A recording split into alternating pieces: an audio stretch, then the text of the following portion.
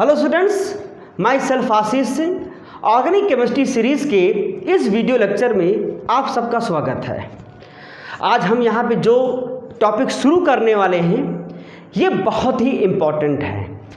ऐसा कोई एग्ज़ाम नहीं जहाँ पर इस टॉपिक से क्वेश्चन ना आते हों। चाहे आप एक इंटरमीडिएट के स्टूडेंट हो, चाहे आप कंपटीशन की तैयारी कर रहे हो, IIT, JEE, नीट, ठीक है, IIT, जैम, गेट, नेट, कोई भी एग्ज़ाम आप, तो वहाँ पे आपको इस टॉपिक से क्वेश्चन मिलना ही मिलना है। और ये एक ऐसा टॉपिक है जिससे बहुत सारे स्टूडेंट इसको समझ नहीं पाते, उसको सीख नहीं पाते और इसको रट भी नहीं सकते, क्योंकि ये एक रूल पर बेस्ड आपके क्या होते हैं टॉपिक है। तो यहाँ पे आप लोग समझ गए होंगे कि यहाँ मैं क्या शुरू करने वाला हूँ।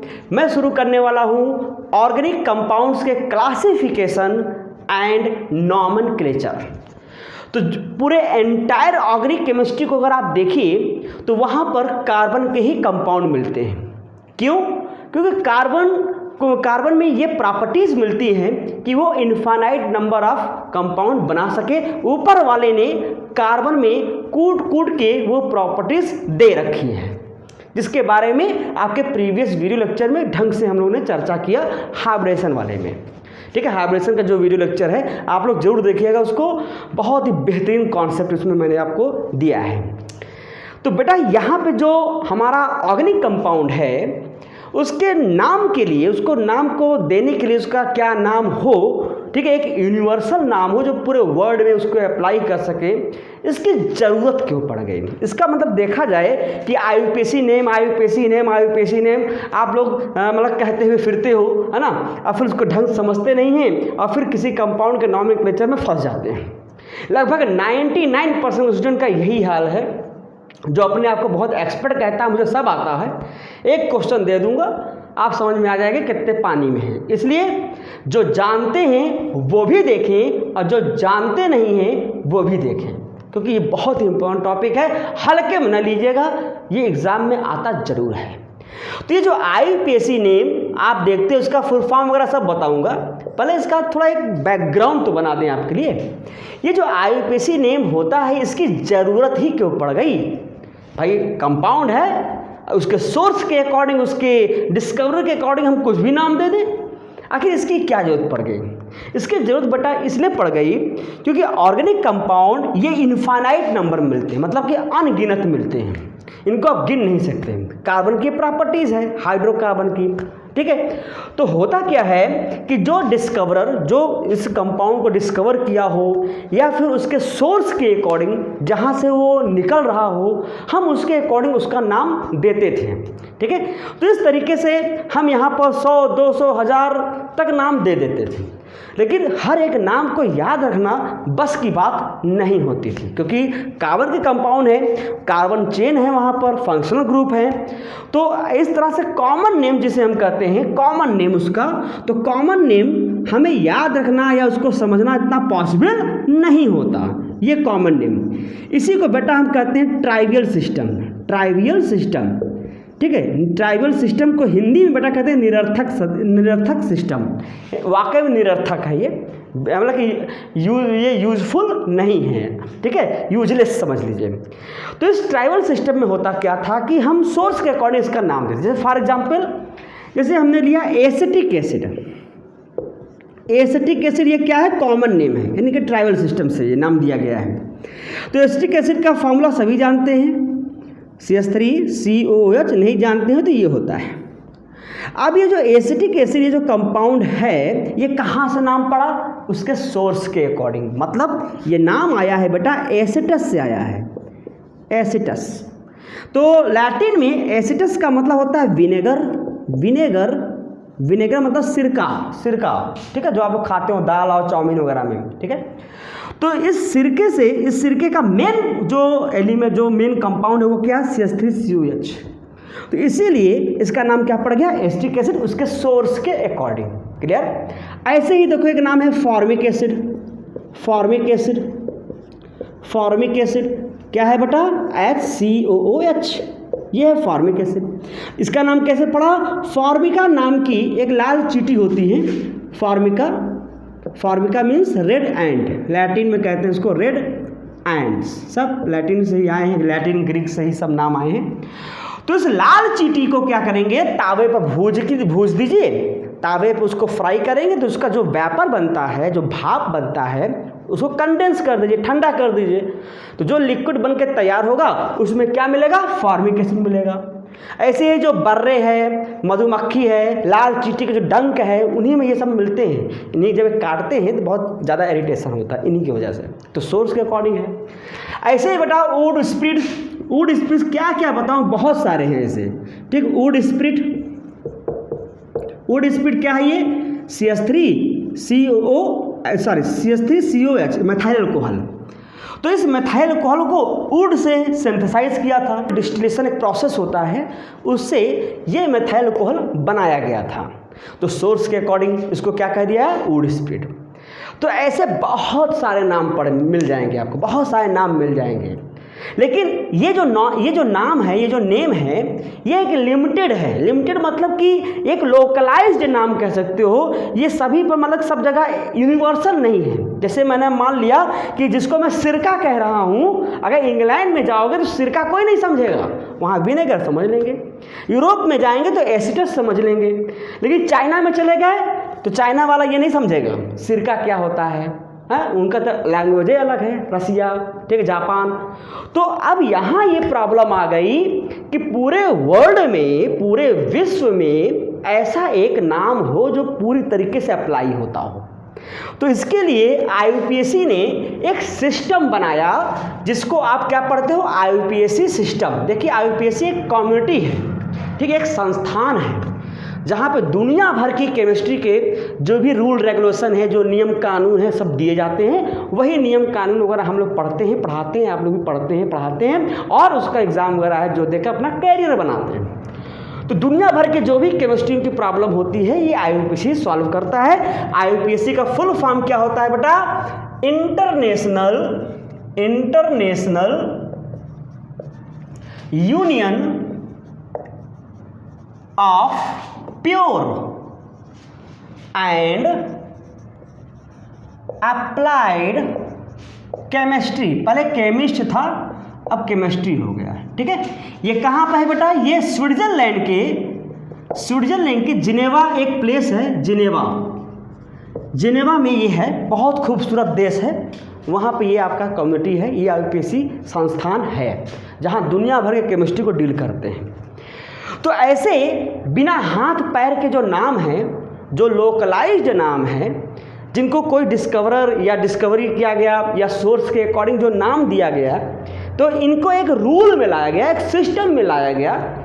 उस सिस्टम को किसने बनाया, IUPAC ने बनाया, कि जो नाम हम देंगे वो लोकलाइज्ड नहीं होगा, वो इंडिया में नहीं, चाइना में नहीं, जापान में नहीं, अफ्रीका में नहीं, इंग्लैंड में नहीं, यूरोप में नहीं, रसिया में नहीं, वो पूरे वर्ल्ड में लागू होगा, वो नाम पूरा एक होगा। तो बेटा वो नाम क्या है, वही नाम IUPAC है। जैसे कि मैंने इसका लिखा CH3 को क्या लिखते हैं IUPAC ने, मैं बताऊंगा, सिखाऊंगा एक एक चीज़। इसको IUPAC नाम लिखते हैं एथेनोइक एसिड। अब ये जो एथेनोइक एसिड है, ये एक IUPAC नेम है, और ये IUPAC नेम पूरे वर्ल्ड में अप्लाई होगा। अगर कोई स्टूडेंट या कोई शख्स केमिस्ट्री का जानकार अगर रसिया में बैठा है, अगर उससे आप कहोगे एथेनोइक एसिड, तो झट से समझ लेगा हम इसकी बात कर रहे हैं।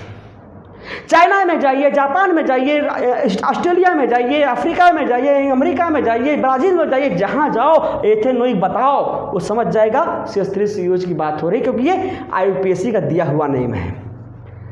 अब जाइए जापान में बोलिए सिरका चाहिए हमको, तो सिरका क्या समझेगा, है ना, वो एसिटस भी नहीं समझेगा, हो सकता है एसिटिक एसिड भी ना समझे वो, है ना। तो इस तरीके से ये जो लोकलाइज्ड नेम है, इनको जो बिना किसी हाथ पैर के यूजलेस नेम हैं, ट्राइबल सिस्टम से जो दिए गए कॉमन नेम हैं, ये कितने तक दिए जा सकते हैं, कितना दिया जा सकता है, या कितना आप याद कर सकते हो, ऐसे कॉमन नेम कितने याद कर सकते हो। मेमोरी थोड़ी सी अच्छी है तो 50, 100, थोड़ा और अच्छा है तो 1000, लेकिन परमानेंट नहीं रहेगा। तो इसीलिए आप उसको याद कर सको, समझ सको, उसकी मैकेनिज्म समझ सको, उसकी जो फंक्शनल ग्रुप इसमें ऐड होंगे उसके बारे में समझ सको, वो सारा का सारा नियम कानून कौन बनाएगा बेटा?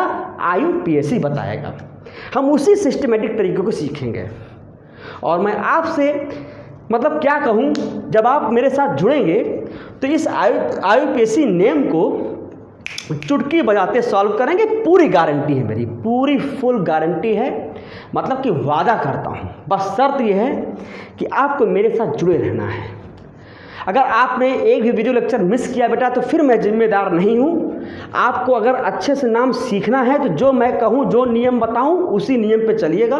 वो ऑथेंटिक है, वो सही है, वो सब अप्लाई होगा। मैं एक एक चीज़ बताऊँगा, एक एक step by step mathematical formula के साथ बताऊँगा, जिससे जीवन भर आपके दिमाग में रहे। अगर आप स्टूडेंट हैं, तैयारी कर रहे हैं, अगर आप टीचर हैं, तो ये वीडियो लेक्चर आप मिस मत करिएगा। मेरे जितने भी सीरीज़ के वीडियो लेक्चर हैं आप मिस मत करिएगा, सारे देखिएगा। आपको पता चलेगा कि ऑर्गेनिक केमिस्ट्री की दुनिया ही एक अलग है। ऑर्गेनिक केमिस्ट्री रटने की चीज़ नहीं है, ये तो सीखने की चीज़ है। बस आपका जो लेवल है वहाँ तक का होना, अगर वहाँ तक नहीं है तो मैं लाऊंगा। जब आपका लेवल उसके ऑर्गेनिक केमिस्ट्री के लेवल में जैसे आ जाएगा तो आपको खुद ही लगेगा कि अरे वाह क्या मज़ा आ गया, ऑर्गेनिक केमिस्ट्री पढ़ गए। ठीक है, तो बेटा आइए हम शुरुआत करते हैं। और यहाँ पे जो हम क्लासिफिकेशन बताते हैं, फिर ये जो IUPAC सिस्टम है जो इम्पॉर्टेंट है, जो पूरे वर्ल्ड में यूनिवर्सल है, सब जगह अप्लाई होगा, उसके नियम कानून क्या है उसको सीखेंगे। ठीक है, चलिए आइए देखते हैं क्लासिफिकेशन। नाउ अब हम लोग यहाँ स्टार्ट करते हैं और सीखते हैं कि किस तरीके से ऑर्गेनिक कंपाउंड को हम क्लासीफाई करते हैं। यानी पूरे एंटायर ऑर्गेनिक केमिस्ट्री में जो भी आपको ऑर्गेनिक कंपाउंड मिलते हैं उनको कैसे क्लासीफाई करते हैं। ठीक है, मतलब कि क्लासिफिकेशन ऑफ ऑर्गेनिक कंपाउंड। ठीक है, इसको अच्छे से समझिएगा आप लोग। क्लासिफिकेशन ऑफ ऑर्गेनिक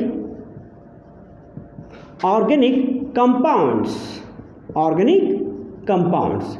देखिए जो ऑर्गेनिक कंपाउंड होते हैं सिंपली उनको हम क्या कहते हैं? हाइड्रोकार्बन कहते हैं।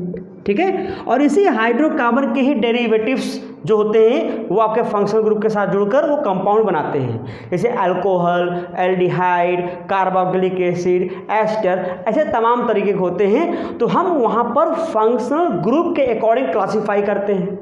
तो हम यहाँ पे जो इसका बताने जा रहे हैं वो स्ट्रक्चर बेस पे हैं, उनके कार्बन के स्ट्रक्चर बेस पे हैं। ठीक है, अच्छा हाइड्रोकार्बन ही क्यों कहते हैं? और भी कोई एलिमेंट क्यों नहीं जुड़ता है? मतलब सिंपल कंपाउंड में वो क्यों नहीं होते?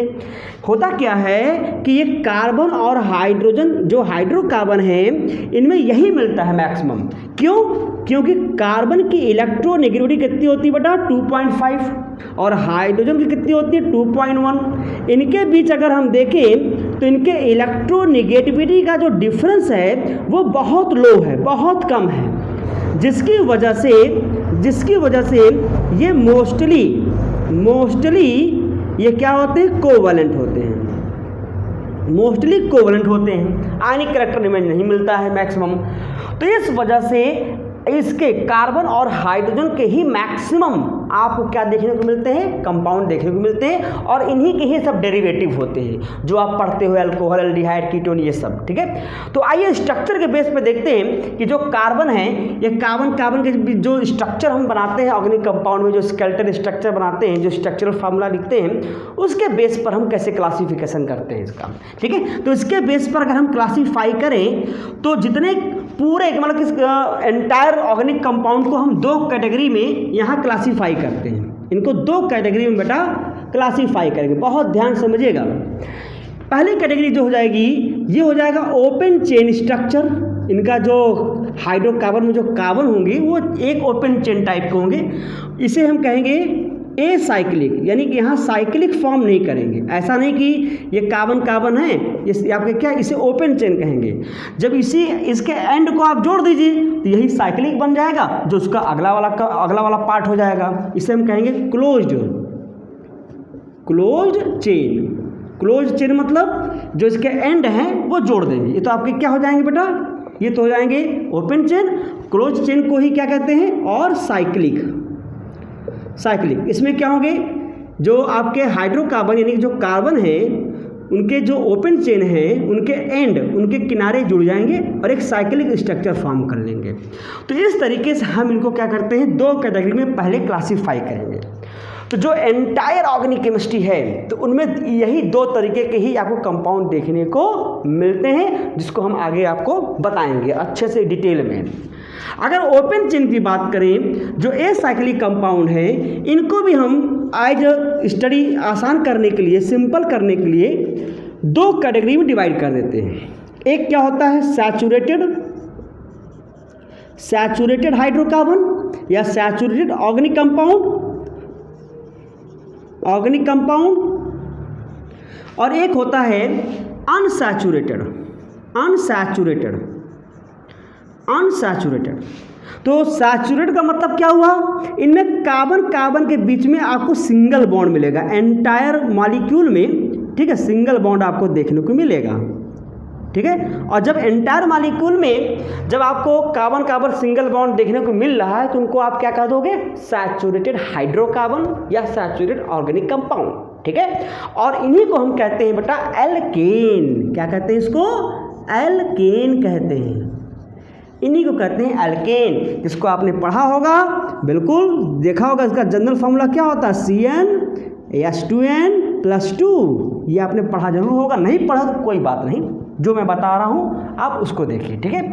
तो ये हो गया जिसमें सारे एल्केन वाले आ जाएंगे, जिसमें मेथेन, एथेन, प्रोपेन, ब्यूटेन इस तरीके के आएंगे।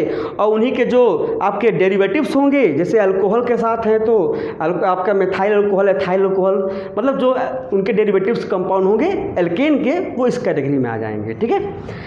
अनसैचुरेटेड को हम यहाँ टू कैटेगरी में डिवाइड करते हैं, जिसमें आपके डबल बॉन्ड वाले मिलेंगे, कार्बन डबल बॉन्ड वाले मिलेंगे, तो उन्हें हम कह देंगे एल्कीन। क्या कहेंगे बेटा, एल्कीन, जिसका जनरल फॉर्मूला क्या होता है, CnH2n, ठीक है।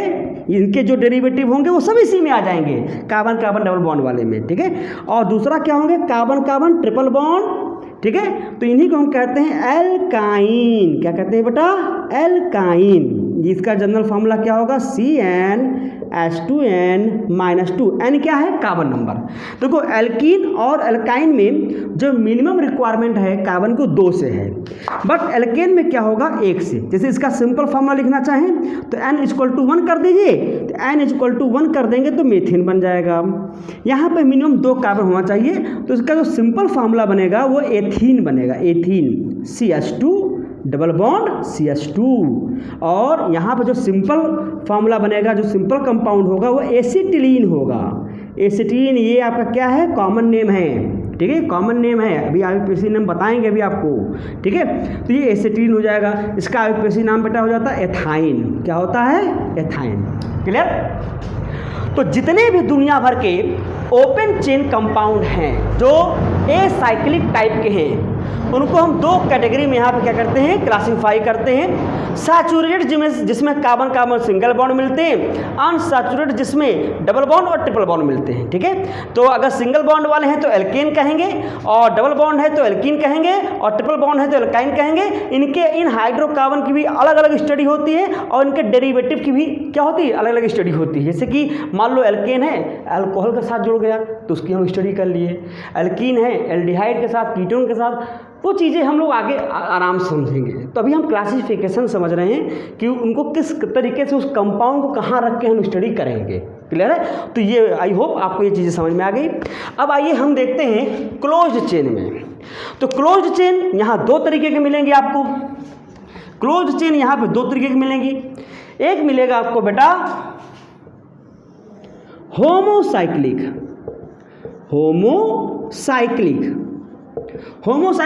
होमो का मतलब होता है सेम, एक जैसा।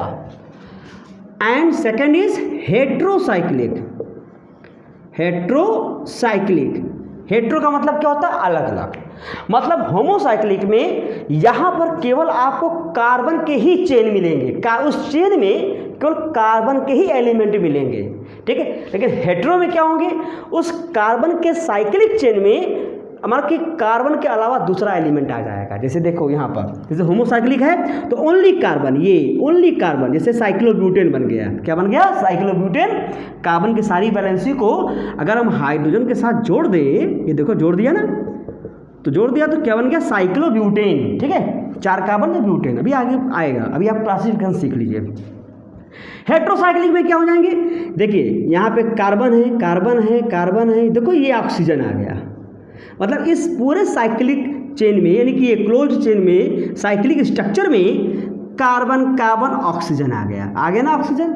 ऐसे ही आप गया आ गया, देखो ये आपके कार्बन कार्बन कार्बन, ये देखो नाइट्रोजन आ गया। पायरॉल का स्ट्रक्चर ऐसे बनता है, ये पायरॉल का स्ट्रक्चर यहाँ पर ऐसे बनता है। ठीक है, पिरिडीन का भी स्ट्रक्चर ऐसे बनेगा। मतलब कि क्लोज्ड चेन में कार्बन कार्बन, कोई दूसरा एलिमेंट आ गया कार्बन के अलावा, तो हम क्या कह देंगे? हेट्रो। हेट्रो का मतलब अलग, होमो का मतलब सेम। तो इस तरीके से ये क्लासीफाई हो जाएंगे।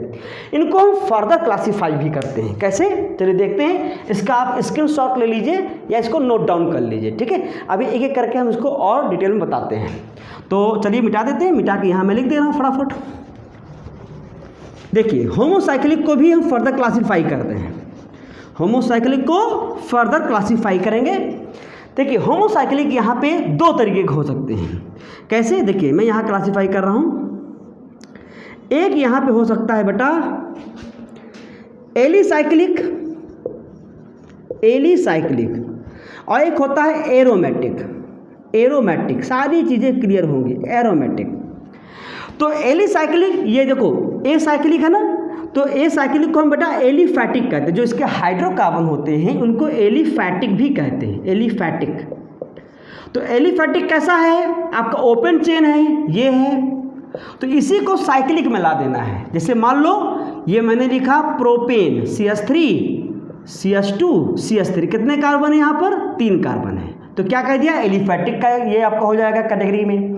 अब इस एलिफैटिक को कहाँ लाना है? एलिसाइक्लिक में। तो क्या करना है? इनके एंड को जोड़ दीजिए, एक माला की तरह पिरो दीजिए इनको। ठीक है, तो क्या करेंगे? इसको ऐसे लिख देंगे CH2 और ये CH2, देख लीजिए ये, तो ये बन जाएगा साइक्लोप्रोपेन। अब ये सब नाम कैसे आया, घबराइएगा नहीं। ठीक है, बताएंगे। तो अभी आप क्लासिफिकेशन सीख रहे हो। तो ए साइक्लिक को एलिफैटिक कहते हैं। तो एलिफैटिक का साइक्लिक डेरिवेटिव क्या हो जाएगा? एलिसाइक्लिक। एरोमेटिक, एरोमा जिसमें होता है, एरोमा का मतलब होता है सुगंध। ठीक है, एरोमा का मतलब गंध। ठीक है, सुगंध गंध जो भी है, मतलब स्मेल से रिलेटेड है। तो ऐसे कंपाउंड क्या आ जाएंगे? एरोमेटिक। तो ये भी 2 कैटेगरी के होते हैं। एक होता है बेटा बेंजेनोइड, ये सब एक जैसे होंगे, सब में कार्बन कार्बन कार्बन दिखेंगे, कोई कार्बन के अलावा कोई कोई अदर एलिमेंट नहीं मिलेगा आपको। तो ये हो जाएगा बेंजेनोइड, बेंजेनोइड, और दूसरा हो जाएगा non benzenoid, non benzenoid, benzenoid, NOID, benzenoid. Benzenoid का मतलब इसमें कम से कम आपको ये एक बेंजीन रिंग दिखेगी, ये 6 कार्बन की चेन दिखेगी, और उसमें अल्टरनेट क्या मिलेगा? डबल बॉन्ड, एक करके डबल बॉन्ड। तो कहीं पर ऐसा स्ट्रक्चर दिख जाए बेंजीन और इसके डेरिवेटिव, बेंजीन और इसके डेरिवेटिव, जैसे कि यहाँ क्लोरीन लग गया तो क्लोरोबेंजीन, ठीक है, OH लग गया, फिनॉल, ठीक है, यहाँ पर आपके CH3 लग गया, मेथाइल बेंजीन या टाउलिन, तो इनके डेरिवेटिव या केवल एक सिंगल बेंजीन और इनके जो भी कंपाउंड बने वो सब के सब इसी कैटेगरी में आएंगे। मतलब ये रिंग आपको दिखेगी ही दिखेगी, तो वो आपके हो जाएंगे बेंजेनोइड में। किस में हो जाएंगे बेटा? बेंजेनोइड में। क्लियर हो गया? और नॉन बेंजेनोइड, इसमें जो साइक्लिक स्ट्रक्चर हमारा बनेगा उसमें बेंजीन नहीं होगा। बेंजीन जैसा ये रिंग स्ट्रक्चर आपको नहीं दिखेगी। मेरी बात समझ में आ गया? तो बेंजीन जैसी जो रिंग नहीं दिख रही है वो आपके क्या हो जाएंगे? Non benzenoid. नॉन बेंजेनोइड का एग्जाम्पल कैसे होगा? देखिए यहाँ मैं लिख दे रहा हूँ, जैसे एजुलीन। एजुलीन इसका एक अच्छा एग्जाम्पल है समझाने के लिए। एजुलीन, एजुलीन, ठीक है। एजुलीन का क्या स्ट्रक्चर बनेगा? 7 कार्बन की चेन होती है, 1 2 3 4 5, ठीक है, 6, और फिर यहाँ पे हो जाएगा ये 7। देखिए कि 7 है आपके, 7 होने चाहिए, ठीक है, देखो 1 2 3 4 5 6 7, 1 2 3 4 5 6 7, और यहाँ पे आपके ये एक ऐसा कंपाउंड बन जाएगा। और अल्टरनेट क्या होंगे बेटा, यहाँ डबल बॉन्ड होंगे इस तरह से, यहाँ पे कर देंगे, ये इधर कर दिया और ये इधर कर दिया, सब अल्टरनेशन में है। तो अब ये देखो यहाँ 7 कार्बन की चेन है, ये 5 कार्बन की चेन है, इसके जैसा नहीं है, बेंजीन की तरह नहीं है। तो जब बेंजीन के जैसा ना हो, वो एरोमेटिक ना हो, तो मतलब एरोमेटिक हैं लेकिन वो बेंजीन जैसे ना हो, तो उन्हें कहेंगे हम नॉन बेंजोनाइड। ऐसे एरोमेटिक को क्या कहेंगे, नॉन बेंज, मतलब बेंजीन है तो बेंजोनाइड, बेंजीन नहीं है तो नॉन बेंजोनाइड। ठीक है, तो इस तरीके से हम इसको क्लासीफाई करते हैं होमोसाइक्लिक को। अब चलो देखो हेट्रोसाइक्लिक में, हेट्रोसाइक्लिक को भी 2 कैटेगरी में डिवाइड करते हैं। कैसे करते हैं देखते हैं। देखिए बहुत आसान है, एक चीज़ों को समझिएगा, यहाँ पे स्क्रीनशॉट ले लिया करो। ठीक है, कोई भी चीज़ हो जो मैं लिख रहा हूँ, जो मिटा रहा हूँ, उसको आप नोट डाउन करिए।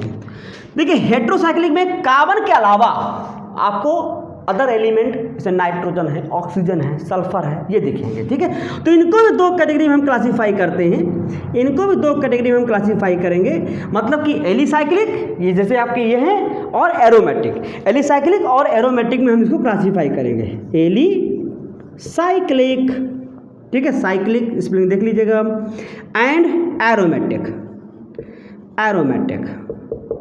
ठीक है, एलिसाइक्लिक में जैसे कि आप देखो CH2 CH2 CH2 CH2 and O, ठीक है, टेट्राहाइड्रोफ्यूरॉन, टेट्राहाइड्रोफ्यूरॉन ये एग्जाम्पल है।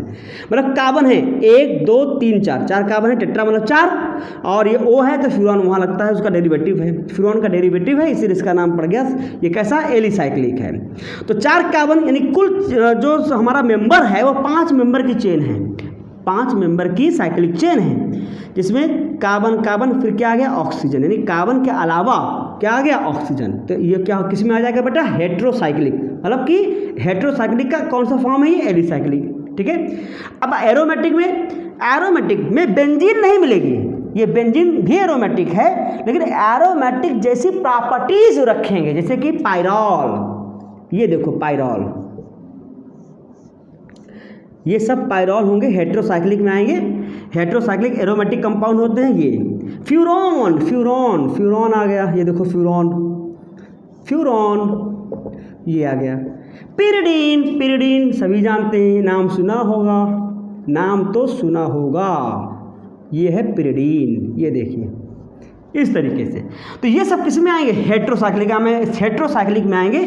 मतलब कार्बन के जो चेन के अलावा कोई अदर एलिमेंट आ गया, नॉन कार्बन वाला कोई एलिमेंट आ गया, जैसे नाइट्रोजन, ऑक्सीजन, देखो कार्बन कार्बन कार्बन ऑक्सीजन आ गया, ये कार्बन ये कार्बन ये कार्बन ये कार्बन ये कार्बन, तो कार्बन के साइक्लिक चेन में नाइट्रोजन आ गया, मतलब अदर एलिमेंट, इसलिए हेट्रो मतलब अलग। तो बेटा इस तरीके से एंटायर पूरे ऑर्गेनिक कंपाउंड को हम इस तरीके से क्या करते हैं, क्लासीफाई करते हैं। एक एक चीज़ को हमने यहाँ पे आपको बताया, ठीक है, कैसे कैसे होते हैं। रही बात एग्जाम्पल की, आप लोग देखते जाएंगे, जो मैंने एग्जाम्पल बताया है इसको क्लासिफिकेशन को समझाने के लिए ऐसे तमाम एग्जाम्पल मिलेंगे, हम वहाँ पे आपको बताते हुए चलेंगे, हाँ ये इस कैटेगरी का है, ये इस कैटेगरी का है। ठीक है, तो ऐसे ही क्लासिफिकेशन हम लोग फंक्शनल ग्रुप के अकॉर्डिंग कर सकते हैं। मतलब जो ओपन चेन है, क्लोज्ड चेन है, जिस फंक्शनल ग्रुप के साथ जुड़ रहे हैं वो सब भी इसी कैटेगरी में आ जाएंगे। जैसे एग्जांपल देखो, जैसे मैंने लिखा CH3 CH2 CH2OH ये, और फिर मैंने लिखा CH3 CH2 double bond CH2OH। ठीक, अब देखो यहाँ कार्बन कार्बन सिंगल बॉन्ड मिल रहा है, carbon single bond carbon carbon और ये OH जुड़ गया। अब यहाँ देखो carbon double bond carbon single bond carbon और क्या लग गया, OH लग गया। अब आप बताइए इस पूरे क्लासिफिकेशन में कहाँ पे आ रहा है। तो कार्बन कार्बन सिंगल बॉन्ड आपके कैसे, ए साइक्लिक है, मतलब ओपन चेन में है तो इसमें आ गए, ये भी ओपन चेन में है तो इसमें आ गया। अब इसमें किस कैटेगरी में है, तो सभी सिंगल सिंगल बॉन्ड है तो कहाँ आ गया बेटा, एल्केन में आएगा। अभी मैंने लिखा था ना इसके पहले, ये एल्केन में आएगा। और ये किस में आएगा, डबल बॉन्ड है तो किस में आ जाएगा, ओपन चेन के एल्कीन में आ जाएगा। कहाँ आ जाएगा, एल्कीन। तो किसके डेरिवेटिव हैं, अल्कोहल OH के। ये हमारे फंक्शनल ग्रुप हैं। जब किसी हाइड्रोकार्बन से कोई फंक्शनल ग्रुप जुड़ता है तो फंक्शनल ग्रुप का मतलब क्या होता है, वो उस हाइड्रोकार्बन की जो प्रॉपर्टीज़ होती है वो फंक्शनल ग्रुप पर ही डिपेंड करती है। बात क्लियर है? तो इस तरीके से ये आज के डेट में जो मैंने आपको ये समझाया classification of organic compound, I hope आपको समझ में आ गया। तो जो हम आगे इसका सफ़र शुरू करेंगे, हम आपका सफ़र जो लेके चलेंगे इसको, उसको ढंग से आप समझिएगा। कोई भी वीडियो लेक्चर आप मिस मत करिएगा, एक एक पॉइंट को आप देखिएगा। और मैं वादा करता हूँ आपका ऑर्गेनिक केमिस्ट्री में ये जो टॉपिक है IUPAC नेम, उसका क्लासिफिकेशन, ये आपका बहुत आसान हो जाएगा, चुटकी बजाते आप सॉल्व करेंगे। ठीक है, तो आई होप आपको ये सारी चीज़ें समझ में आई। आप वीडियो को लाइक करिए, सब्सक्राइब करिए, शेयर करिए, जम के शेयर करिए। नए हैं तो सब्सक्राइब जरूर करिएगा, ठीक है, ताकि आप इसको जो मैं वीडियो लेक्चर में दूँ आपको मिल सके, आप ऑर्गेनिक केमिस्ट्री को सीख सकें और लोगों को सिखा सकें। और लोगों से कहिए कि इस वीडियो को वीडियो लेक्चर को जो मेरा है आशीष सर का सुपर केम पॉइंट, उसको सब्सक्राइब जरूर करें, ताकि लोगों की ज़िंदगी बन जाए ऑर्गेनिक केमिस्ट्री को सीख कर। Okay, thank you.